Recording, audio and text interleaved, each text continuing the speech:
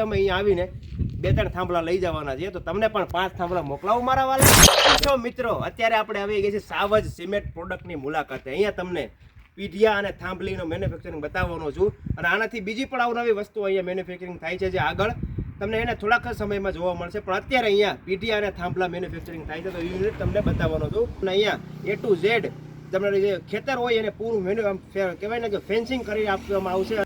Address છે તમને last સુધી જોતા રહેતો મળી જશે. તો ચલો ફટાફટ આપણે પહેલા એને જેથી બી પ્રોડક્ટ બનાવે છે કઈ રીતે મેન્યુફેક્ચરિંગ થાય છે એ તમને યુનિટ બતાવી દો. જ્યારે પણ તમે અહીંયા સાવજ સિમેન્ટ પ્રોડક્ટની જે મુલાકાત કરવા આવશો, ડીલ કરવા માટે આવશો, તો પ્રોડક્ટને જોવા માટે આવશો ત્યારે તમને આ એક ગ્રીનરી જોવા મળશે. અને અહીંયા તમને બેસીને ભાવતાલ કરવાની પણ મજા આવશે અને એકદમ જબરદસ્ત છે ને અહીંયાનો તમને પ્રેમ મળશે. મારા મામાનું જ છે આ, પણ મામા અત્યારે અવેલેબલ નથી, કાંઈ વાંધો નહીં. પણ તોય અમે અહીંયા આવીને 2-3 થાંભલા લઈ જવાના છીએ. તો તમને પણ 5 થાંભલા મોકલાવું મારા વાલા. ડાયરેક્ટ અહીંયા આવો ને ડાયરેક્ટ વિશાળ તમને જગ્યા જોવા મળશે. જે અહીંયા અત્યારે 2 વસ્તુ એને મેન્યુફેક્ચરિંગ થાય છે, એમાં છે પીઢિયા અને થાંભલા. તો ડાયરેક્ટ અહીંયા આવી જાય તમને બતાવું. પહેલાં કઈ રીતે એનું મટીરિયલ હોય, મટીરિયલમાંથી કઈ રીતે આગળ વધે ને પ્રોસેસ શું છે તમને આગળ બતાવું.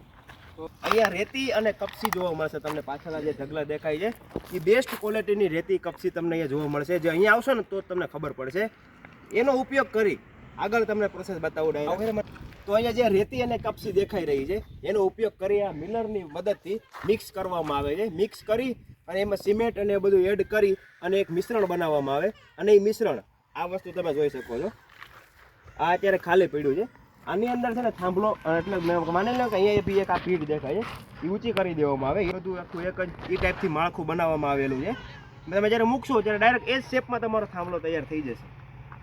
અને અહીંયા સિમેન્ટ જે આપણે મિશ્રણ કર્યું હોય એ મિશ્રણ કરેલું છે અહીંયા વચ્ચે નાખી દેવામાં આવે તો એ ટાઈપનું બની જશે, આ ટાઈપનું. પછી 5 બાજુના પીઢિયા ખોલી નાખવામાં આવે એટલે એક ડાયરેક્ટ કમ્પ્લીટ એક થાંભલો બની જાય. અહીંયા જો નવા અત્યારે બનાવેલા છે, એકદમ અત્યારનું જ પ્રોડક્શન છે, તાજું. જો હમણાં અત્યારે છે ને થોડુંક વાર પહેલાં જ આ વસ્તુ બનાવેલી છે અને કાલ સુધી તપવવામાં આવશે. સોરી કે અહીંયા છે ને સુકવવામાં આવશે. સુકાઈ ગયા પછી જે આગળ બતાવ્યું ને એ ટાઈપથી ખોલી નાખવામાં આવે જેથી એ થાંભલો કમ્પ્લીટ થઈ જાય. આ બધા યુનિટમાં તમને એને એ જ વસ્તુ જોવા મળશે, સેમ ટુ સેમ. અને જો તમારે થાંભલો બનાવવો હોય, જે ગુજરાતી લોકો છે એને ખબર છે કે અહીંયા આવો તો થાંભલો બનાવવો હોય તો વચ્ચે આ ટાઈપથી ગોળ એક મૂકવામાં આવશે. અહીંયા પણ આવી રીતે ગોળ મૂકવામાં આવશે તો એક થાંભલો રેડી થઈ જશે ક્રોસમાં. અને જો પીઠ બનાવી હોય તો આ બધું નીકળી જશે અને આ જે આવી રીતે ક્રોસમાં રાખેલું છે એ એકદમ સીધી લીટીમાં આવશે. અને વચ્ચે છે ને તાર જઈ ન શકે ને, એમાંથી ફેન્સિંગ થઈ શકે ને એ ટાઈપનું કરી દેવામાં આવશે. તો બસ આવું જ અહીંયા મેન્યુફેક્ચરિંગ થાય છે. આ થાંભલો તૈયાર થઈ ગયા પછી એને પાણીમાં નાખીને પકવવામાં આવે છે. કારણ કે કોઈ પણ સિમેન્ટ પ્રોડક્ટ હોય એને પાણીમાં નાખવી જરૂરી છે. પાણીમાં ના નાખીએ ત્યાં સુધી હરખું ના થાય. જેવી રીતે આપણું મકાન બનતું હોય એ સિમેન્ટથી બનેલું હોય તો એને આપણે પાણી વડે પાવીએ છીએ ને પાકું બનાવવામાં, જેથી મજબૂતી જળવાઈ રહે. તો આગળ એ થાય છે બસ આમાં આટલી જ પ્રોસેસ હોય છે. ને પછી એ ડાયરેક્ટ એક સાઈડ છે ને મૂકવામાં આવે છે. અને બતાવું તમને કેટલું અત્યારે યુનિટ છે ને એ પ્રોડક્શન કરેલું છે એ તમને બતાવું. ચાલો, આ તમને જે સ્વિમિંગ પુલ દેખાઈ રહ્યો છે જેની અંદર થાંભલા અત્યારે સ્વિમિંગ કરી રહ્યા છે, એટલે કે નાહી રહ્યા છે, એ એમને નથી નાતા, એને પકવવા માટે અંદર રાખેલા છે. અહીંયાથી જે થાંભલા અથવા તો જે પીઢ છે એ પાકી જશે. ડાયરેક્ટ અહીંયા અંદર થોડુંક વાર વધારે માટે પકવવામાં આવશે, પાણી પીવડાવવામાં આવશે. એ પછી આ ક્રેનથી એને ડાયરેક્ટ પેલી સાઈડ છે ને સ્ટોર કરવામાં આવશે. વ્યક્તિ અહીંયા લેવા માટે આવે થાંભલા કે પીઢ ડાયરેક્ટ ત્યાં જોઈ શકે છે અને ત્યાંથી ડાયરેક્ટ એ લઈ પણ શકે છે. થોડાક ટાઈમ પહેલાં છે ને આ યુનિટનું સ્ટાર્ટઅપ કરવામાં આવ્યું છે. આટલો જે માલ તમને પાછળ દેખાય છે એ બનેલો છે અને થોડોક માલ વેચેલો છે. અને આ એકદમ છે ને જબરદસ્ત ક્વોલિટી મેન્ટેન કરીને બનાવવામાં આવે છે. તો અહીંયાથી અચૂક લેજો. આનો એડ્રેસ તમને થોડીક જ વારમાં આપી દઉં છું. ફટાફટ આવો. જો આ આટલું છે ને યુનિટ બની ગયેલું છે. આમાં આ જે છે એ થાંભલા છે, બતાવો. જો આ ટાઈપના થાંભલા રહે છે જે. અને બીજું છે પીઠ. આ પીઠ બતાવો ભાઈ.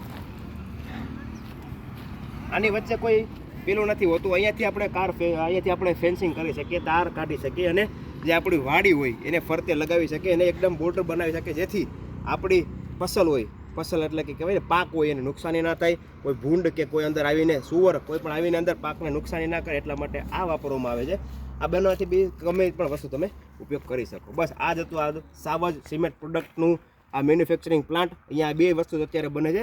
આગળ જતાં અહીંયા ઘણી વસ્તુ બનવાની છે, બારી, બાયણા, પીઢ, જે બી વસ્તુ સિમેન્ટથી બનતી હોય બધી વસ્તુ અહીંયા બનાવવામાં આવશે. બટ અત્યારે આ 2 વસ્તુ બને છે તો તમે એને અહીંયા જરૂર વિઝિટ કરજો. આનું એડ્રેસ તમને ચાલો આગળ આપી દઉં. તો તમને અહીંયા સાવજ સિમેન્ટ પ્રોડક્ટનું એડ્રેસ આપી દઉં.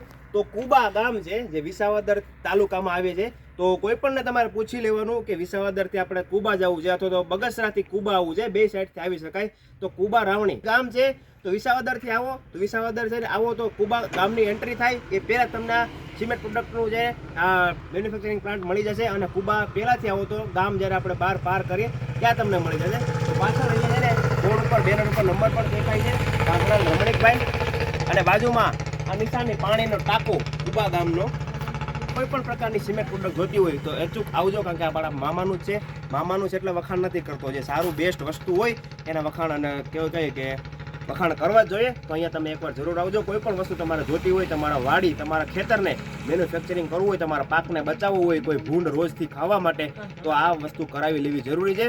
અને કહેવાય ને કે ઓછા પૈસા અને જબરદસ્ત વસ્તુ થઈ જશે, પ્રોડક્શન થઈ જાય, તમને મળી જશે. તો અહીંયા એકવાર જરૂર પધારજો અને પાછળનું એડ્રેસ લખી લેજો.